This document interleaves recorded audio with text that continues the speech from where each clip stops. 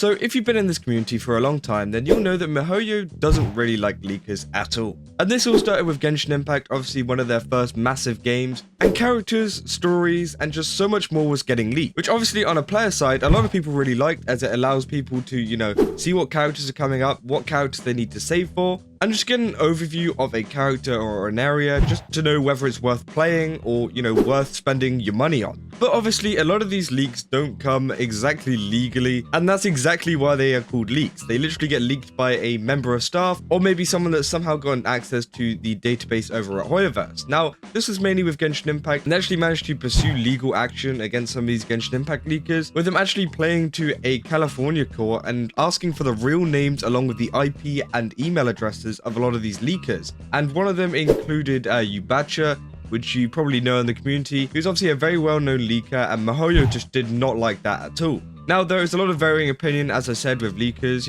is it a good thing or is it a bad thing for the community? I think that leaking characters and future character designs aren't the end of the world. I honestly think that's actually a pretty good thing for the community. As I said, it allows people to make up their own minds on whether they want to pull for a character or not. But I think leaking stuff like story is kind of bad because, again, it just spoils it for a lot of people. I have seen in the past full-on cutscenes or just tweets outlining what the new story is going to be, and it just kind of ruins it for everyone because, it's a story. It's supposed to be surprising, and, some people just go out there and just spoil it all, which, yeah, again, it's just very annoying. This is actually quite an old article. It came out in February 2023, but there's actually some new information, and this time with Honkai Star Rail leakers. But before I get to this video, don't forget to leave a like and subscribe if you enjoy it. And also go over to Gamer Subs to use my code KAZA. A lot of you guys have been actually ordering a ton of stuff, so thank you guys for that. And I definitely recommend that anyone who hasn't got it, or someone who, maybe wants some more Gamer Subs, definitely use my code KAZA. You can get yourself 10% off. Yeah, they've got a ton of really cool stuff over there, and they've got a ton of really exciting events coming up too, which I will let you guys know about. But let's get back into the video. So again, as I said, there's this post from HXGDLook, which is a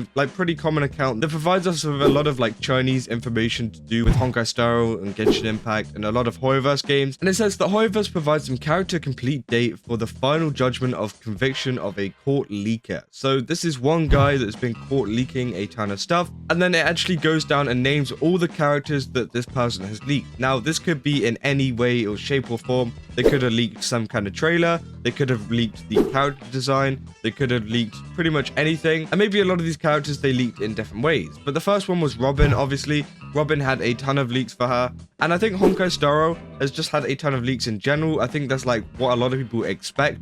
We literally expect leaks to come out a couple of days after the actual drip marketing comes out for a character, and some people get really excited about that. Don't get me wrong, a lot of people really like seeing these leaks, but also a lot of people do block a lot of these accounts because, again, it's extremely early. For example, the new characters Fei Xiao and Lingxia, a lot of their abilities and ultimates have already been leaked, and people aren't really happy because these characters don't come out for a long time, and some of them we won't be able to see for another couple months, and we've already had their abilities leaked, which again can be kind of annoying. But I guess some people do enjoy seeing, whether this character is going to be good or not, which can be rather helpful. As I said, they leaked Robin, Aventurine, Gallagher, Zhuyi, Sparkle, Black Swan, and Acheron. Now, obviously, these are all massive characters. Acheron was a massive banner. I think it must be one of the most highest selling banners literally in Honkai Star Rail, literally down to her abilities and overall design and overall style. Obviously, she had that whole Rider May style, which a lot of Honkai Impact 3rd enjoyers came over to the game for. So again, a lot of people weren't very happy with the Acheron stuff being leaked because it was some very unique kit. And I think that was definitely the moment that Honkai Star Rail kind of switched and made a lot of these characters very unique in their own ways.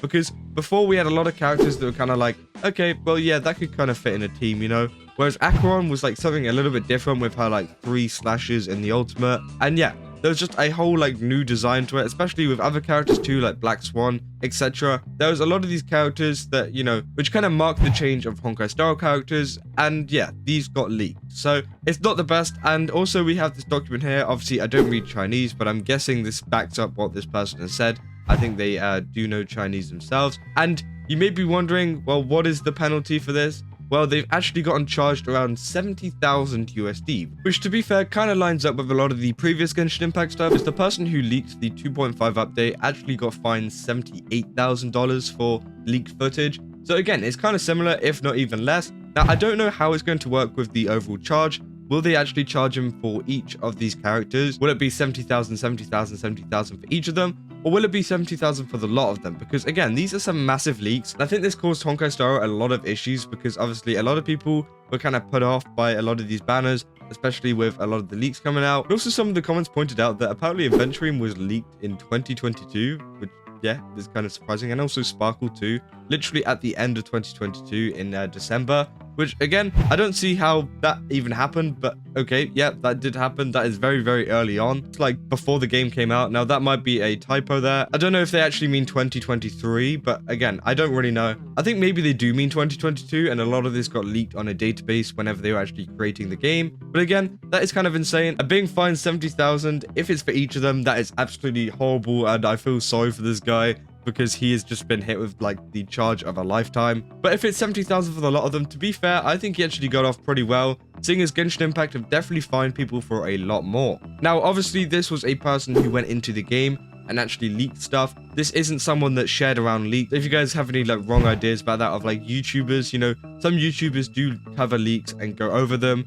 and share them. I personally don't, because I don't want to have that kind of like relationship with Hoyoverse. Like, I'm not on good terms with them or anything, but at the same time, I don't want to get on even bad terms and possibly have my video taken down because I'm sharing leaked content. But a lot of the leaked content YouTubers don't necessarily have their channels taken down, and even in some cases get their channels sponsored by Genshin Impact somehow. I don't know how. I think they just don't really do their research in who they sponsor. But a lot of these lawsuits that you will see is like a person has gone into the game and actually did the leaking themselves, and not the person who covers the leaks, because there has been a lot of misinformation online saying that like leakers, for example, like Zajeff, I think he does a lot of looking at leaks and stuff. There's a lot of people online saying that, oh, hey, he's going to get sued and fined in the future because he's covering leaks. He's probably not. He's probably either going to get A, told by Hoyoverse to stop, or B, they're just going to take down his video because they can do that. Obviously, they probably won't take any more action because it's just, you know, a waste of resources. I mean, it's just a guy who covered leaks from another person. So again, they put a lot of their resources into catching the leaker themselves, so it doesn't happen in the future. And I think that is the best way to go about it anyways. But it is kind of crazy how a lot of these games do get leaked all the time, especially with Hoyoverse. We've had leaks for Zelda Zone Zero, Honkai Star Rail, Genshin Impact. Literally every single game has been leaked. And it seems like there's a lot of employees or people close to people working at Hoyoverse that can actually get access to this kind of stuff. And it's kind of worrying, like how easy it is for them to leak a lot of this stuff. As if we think about games like Wuthering Waves, which I often cover on this channel, there hasn't actually been that many like massive leaks, I don't think. I mean, you can correct me if I'm wrong in the comments, but I haven't seen any like ginormous leaks which absolutely change anything. Obviously, there's been a few hints of what's going to happen in the future, but again, a lot of people have been kind of left in the dark, and maybe that's down to Kuro Games just being a bit more vigilant on who tests their games and who works on their games. So again, we'll have to wait and see what kind of happens with that in the future as well. Will Wuthering Waves get leaked in the future, or will any other gacha game get leaked in the future? Because it does happen in other gacha games too, not just Hoyoverse, but it does seem like it's very prominent in Hoyoverse and just, you know, Honkai Star Rail, Genshin Impact, all those kind of games. And maybe that's just because they're more popular, but again, let me know down in the comments what you guys think. Do you think that we're going to keep seeing leaks in the future of Honkai Star Rail, or do you think these convictions is going to scare off a lot of the new leakers? And also scare off some of the current leakers that, you know, currently do it, because that is a big fine to be facing, and I wouldn't like to be that guy at all. But yeah, that's what I got for this video. If you did enjoy it, then don't forget to leave a like and subscribe. And yeah, it's just a crazy situation overall. It's quite funny to see a lot of these leakers have action taken against them whenever they like do something like this, because, you know, what were they expecting? You know, if they don't do it carefully enough, then they're just going to get caught by Hoyoverse anyways and hit with these fines. But yeah, crazy situation, and I will see you guys in the next one. That's all. See ya.